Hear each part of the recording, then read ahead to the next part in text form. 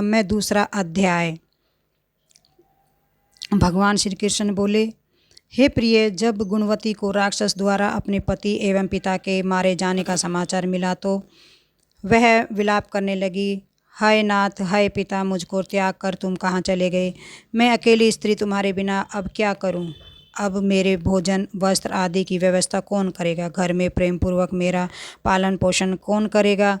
मैं कुछ भी नहीं कर सकती। मुझ विधवा की कौन रक्षा करेगा? मैं कहाँ जाऊं? मेरे पास तो अब कोई ठिकाना भी नहीं रहा। इस प्रकार विलाप करते हुए गुणवती चक्कर खाकर धरती पर गिर पड़ी और बेहोश हो गई। बहुत देर बाद जब उसे होश आया तो वह पहले की भांति वरुण विलाप करते हुए शोक सागर में डूब गई। कुछ समय के पश्चात जब वह संभली तो उसे ध्यान आया कि पिता और पति की मृत्यु के बाद मुझे उनकी सेवा करनी चाहिए, जिससे उनकी गति हो सके। इसलिए उसने अपने घर का सारा सामान बेच दिया और उससे प्राप्त धन से उसने अपने पिता एवं पति का श्राद्ध आदि कर्म किया। तत्पश्चात वह उसी नगर में रहते हुए 8 पैर भगवान विष्णु की भक्ति करने लगी। उसने मृत्यु पर्यंत तक नियम पूर्वक सभी एकादशियों का व्रत और कार्तिक महीने में उपवास एवं व्रत किए।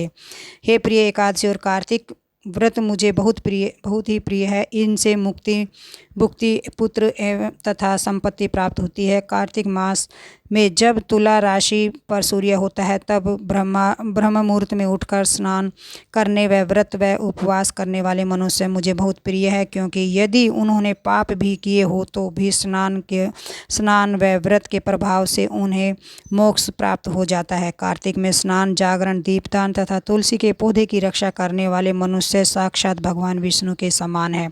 कार्तिक मास में मंदिर में झाड़ू लगाने वाले, स्वास्थविक बनाने वाले तथा भगवान विष्णु की पूजा करने वाले मनुष्य जन्म मरण के चक्कर से छुटकारा पा जाते हैं। यह सुनकर गुणवती भी प्रतिव्रत श्रद्धापूर्वक कार्तिक का व्रत और भगवान विष्णु की पूजा करने लगी। हे प्रिय, एक बार मुझे बुखार हो गया और वह बहुत कमज़ोर हो गई।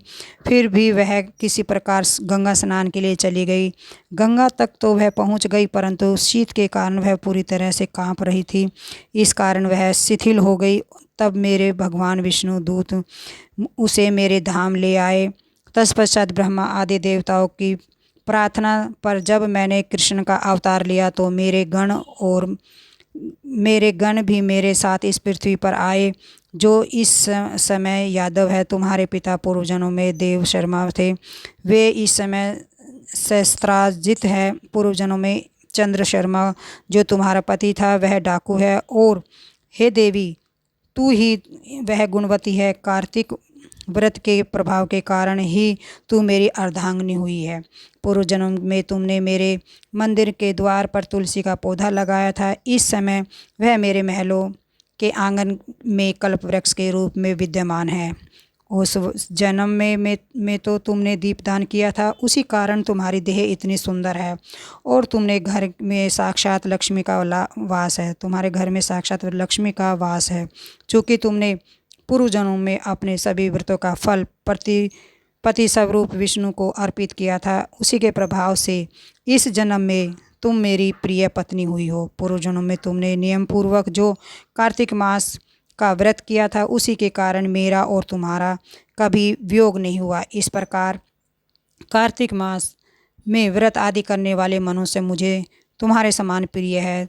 दूसरे तप, जप, यज्ञ, दान आदि करने वाले फल कार्तिक मास में किए गए व्रत के फल से बहुत थोड़ा होता है, अर्थात कार्तिक मास के व्रतों का 16वां भाग भी नहीं होता है। इस प्रकार सत्यभामा भगवान श्री कृष्ण के मुख से अपने पूर्व जन्म के पुण्य का प्रभाव सुनकर बहुत प्रसन्न हुई।